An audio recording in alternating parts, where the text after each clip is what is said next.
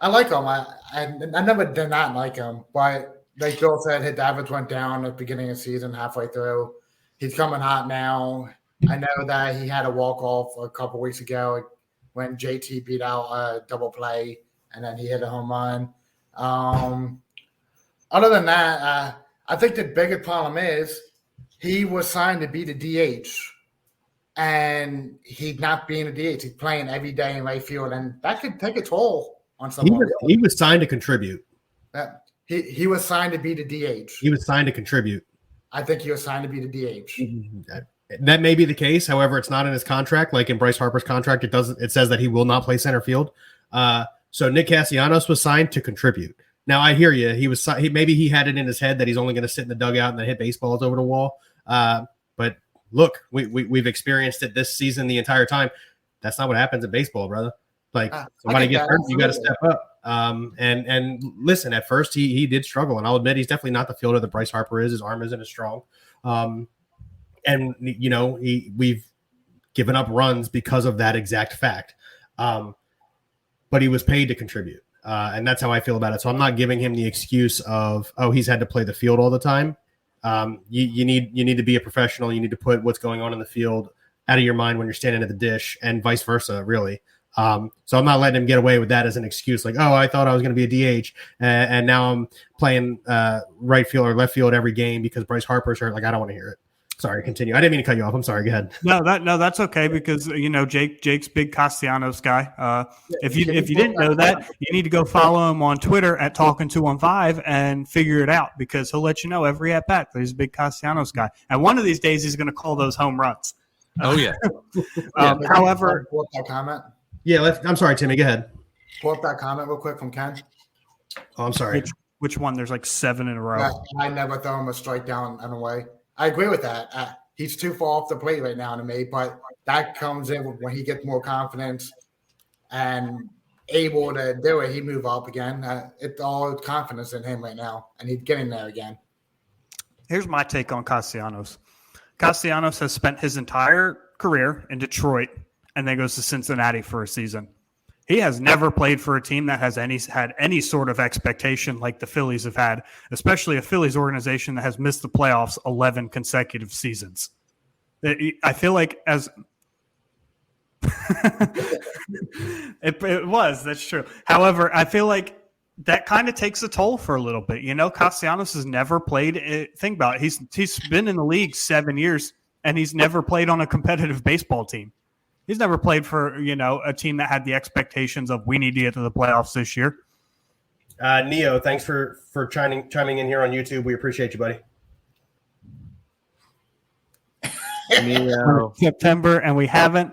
Sounds like to me. I mean, it's still August. I didn't read the comment. I just was appreciative that he was watching our show. Yeah, that's true. Thank you for watching, Neo. However, we will see come September because we all remember 2007.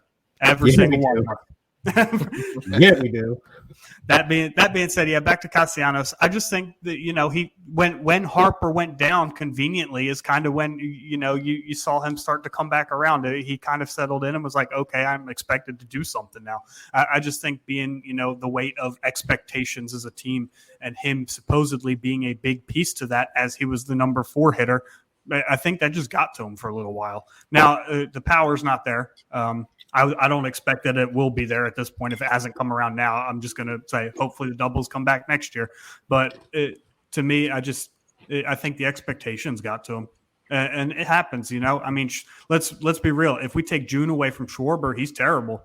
Mm-hmm. I'm going to say if we take June out of Schwarber's season, he was awful this year.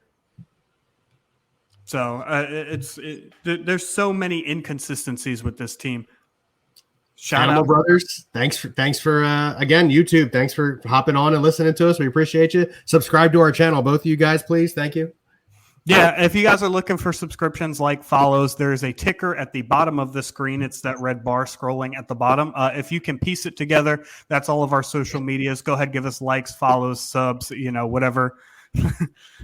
My damn kid, Jake, give us your take on Castellanos, buddy. Well, Bill, is Ryan allowed to say that expectations are a valuable excuse? But Tim pointing out the fact that, there's a complete difference in the mindset approach of only focusing on at-bats and being a DH can't be an excuse. I'm just trying to figure out where we fall on these things. No, I mean, for me, the excuse is absolutely once you sign the contract, you're paid to contribute. There's no ins and outs about it. Just because you're not doing what you thought you might be doing, or because an entire city is expecting more from you. First of all, you signed a contract in Philadelphia, dude. Obviously, but if you're a right fielder and you get signed to a team with Bryce Harper on it, who, if I look correctly, is a right fielder, are you expecting to play a whole lot of right field? No. However, when it was signed, they made it the Phillies made it pretty clear that he was going to platoon and left with Schwarber, meaning he was going to play. But not every day. Understandable. However, it's still valid. It's still a valid argument. I stand by. You are paid to contribute. Again, I don't. Any way you want to twist and turn it and fix up my words. He signed in Philadelphia. Yeah.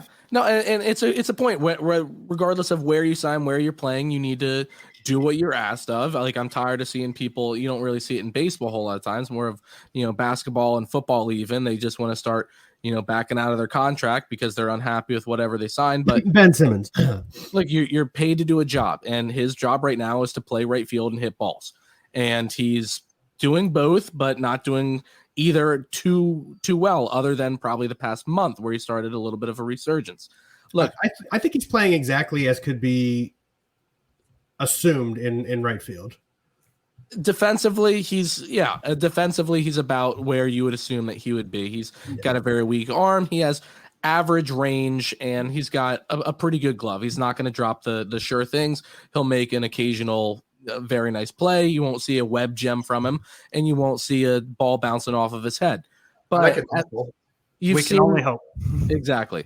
You've seen a complete change in his approach at the plate recently. I mean, you were talking about first pitch swinging, and look, you saw it almost September. Yeah, Neil, let's come back to me in 2 weeks, bud. No butt hurt here. If you listen correctly, I said the Mets are a better team in almost every aspect, but they are not a 15-4 better team, which is their record against the Phillies this year. Look, you are what your record says you are, so technically, yes, they are, but in actuality, they are better, but not that much better, and they will Met. Just watch.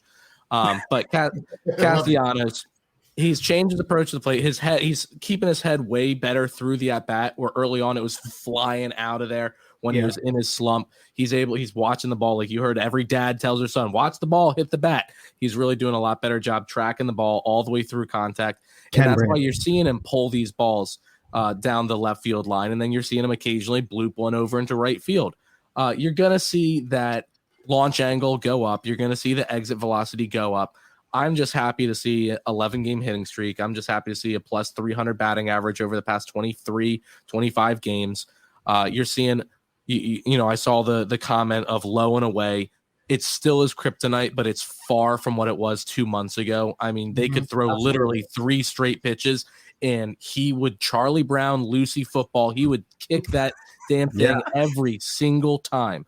And I mean, at least the game I was at in person just the other week, I was watching every at bat because other than the only person that might be a bigger guy then is a big Bohm guy. But I was watching Castellanos real tight, and he was watching those low and outside. He may still reach out every once in a while, but you're seeing a lot of productive at bats. I've seen him work multiple 6, 7, 8+ pitch at bats, and you get an occasional bloop single. He should have had an RBI last night. Dusty Wathan didn't wave JT when he could have moonwalked home. It was no hurt. He ended up getting home in 2 batters later, but you can't take an RBI away from my boy. But no, Castellanos, power needs to be there. I've been on record. You had June Schwarber, July Bohm, August Reese/Stott. You're going to have September Harper. He's going to come back with a vengeance.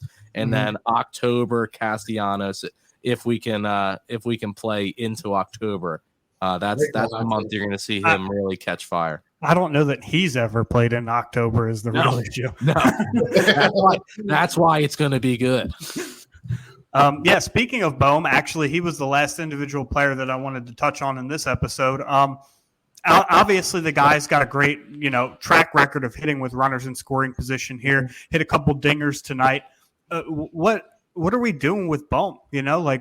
what's the holdup? What is our expectation for him going forward? And do we see him as a centerpiece of this franchise, maybe along with Harper?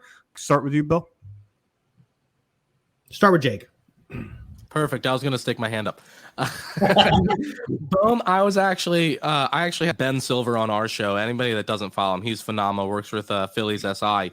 And we were touching a little bit on who is like a staple of this team. You got guys like Segura. He's most likely going to be off the team next year.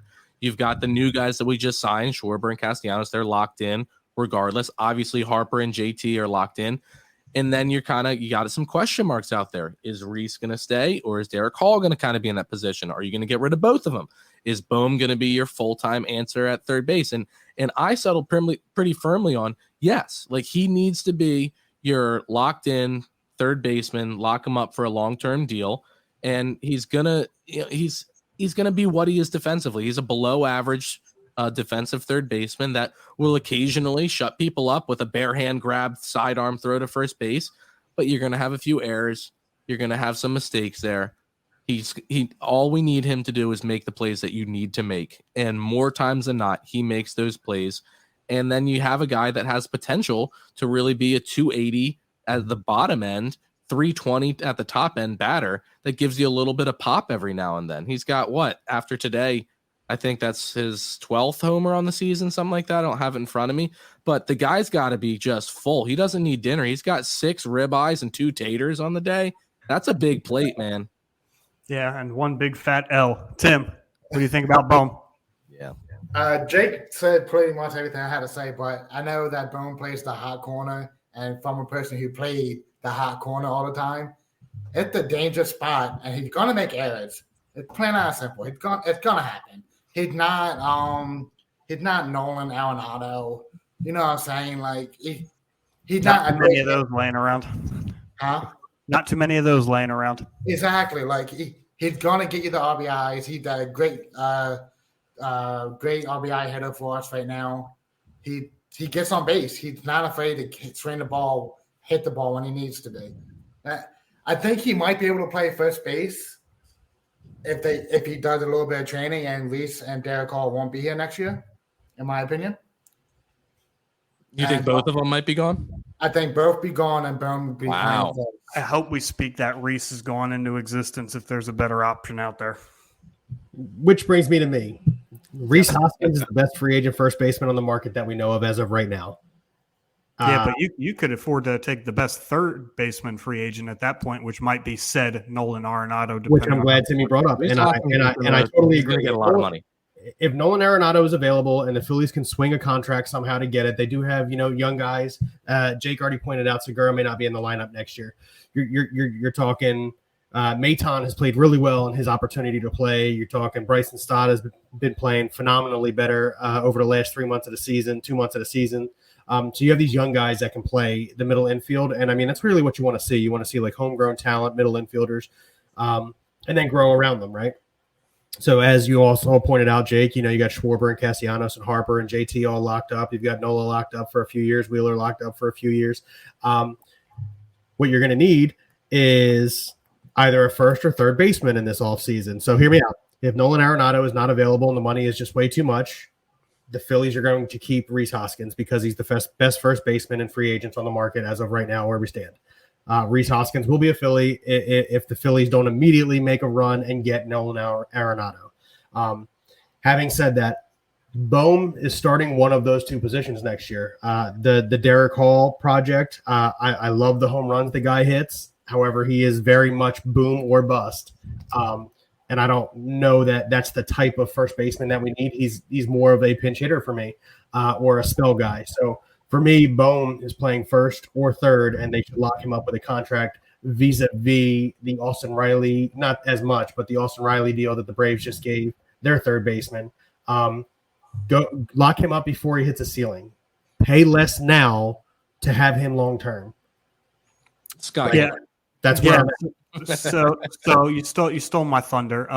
You look at the trend around baseball, and I've talked about this specifically around the trade deadline talks. You look at the trend around baseball. You look at teams like the Braves.